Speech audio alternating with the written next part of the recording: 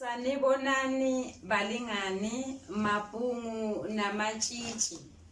Igama lami nginguSpooky N.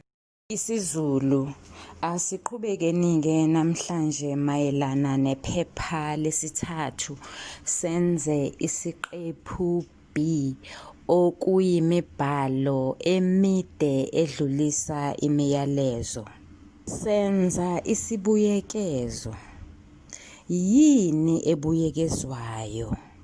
Singabuyekeza inoveli, umdlalo, inganekwane, inkondlo yomdabu, ihlaya, indatshana yephephandaba. Singabuyekeza izindaba, i-essay. Singabuyekeza isithombe. Singabuyekeza nanoma yini. Asikhumbuzaneni-ke. Imibhalo emide edlulisa imiyalezo inesakhiwo. Yilowo nalowo mbhalo unesakhiwo sawo. Isakhiwo sesibuyekezo sinezihlokwana ezintathu. Asikhumbuzaneni, lezi zihlokwana uma ngabe ubhala isibuyekezo uyazibhala. Isihlokwana sokuqala siyisingeniso, esesibili singumzimba, esesithathu siyisiphetho. Isihlokwana sokuqala imininingwane emayelana nalowo mbhalo owubuyekezayo. Uzobhala igama elithi imininingwane. Omunye angabhala amagama athi imininingwane yombhalo. Isihlokwana sesibili ungabhala ukuthi indaba noma umbhalo kafuphi. Omunye angabhala ukuthi okuqukethwe. Isihlokwana sesithathu uzobhala ukuthi uvo lomfundi. Ukuze lokhu kucace, kuyoba kuhle ukuthi othisha basebenzise imibhalo yobuciko ekhona. Kodwa-ke kufanele sazi ukuthi mase kusethwa iphepha lesithathu akuzusebenziswa umbhalo wobuciko ofundwayo, akuzusetshenziswa impi yabomdabu isethunjini, akuzusetshenziswa ubhuku lwamanqe, akuzusetshenziswa izinkondlo ezimiselwe, kuyosetshenziswa into esingayazi. Okungaba ifilimu, okungaba ihlaya, okungaba nanoma yini. Uma sesibhala isibuyekezo, umfundi uzobhala isihloko okokuqala ukuthi lesibuyekezo noma lo myalezo anikeze wona ephepheni umayelana nani. Ake sibone mhlambe ifilimu, uzobhala ifilimu elimayelana nokuthi, bese ebhala ukuthi imininingwane yini elindelekile ngaphansi kwemininingwane.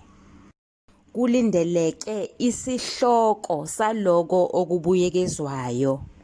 Okwesibili, umbhali waloko okubuyekezwayo oshicilele lokho okubuyekezwayo.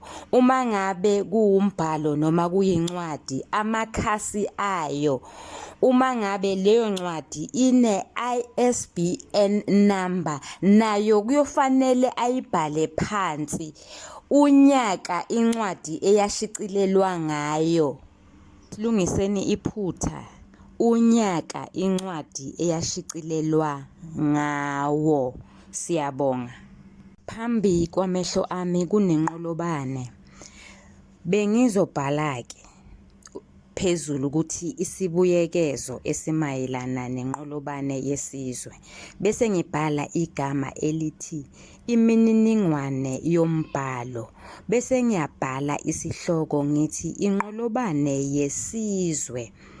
Bese ngiyabhala ukuthi abashicileli, ngibhale ukuthi Shutter and Shooter Publishers Pty Ltd. Bese ngibhala i-ISBN number yayo. ngiyithathe njengoba ibhaliwe ithi 086985 6456 bese ngiyabhala unyaka eyashicilelwa ngayo, ngibhale unyaka wezi-2009 u-2009. Ngigcine ngamakhasi ayo angama-314 314 bese ngeqa ulayini ngibhale ukuthi umbhalo kafuphi. Lapha sifinqa umbhalo sibhale ukuthi umayelana nani. Siyazi sonke inqolobane yisilulu solwazi, yisilulu samagugu, usikompilo, inkambo yesintu. Ukube bengibhala nje bengizokhuluma ngemvunulo, ngikhulume ngamasiko, ngikhulume ngezinhlobo zezinkomo, ngikhulume ngezimo zokukhuluma izaga nezisho. Bengizofundisisa kahle ukuze ngikwazi ukuthinta zonke lezi zahluko ezingama-28, okuchaza ukuthi bengizofinqa zonke lezo zahluko. Bese ngeqa ulayini sengibhala amagama athi uvo lomfundi. Lapho-ke umfundi uveza uvo lwakhe.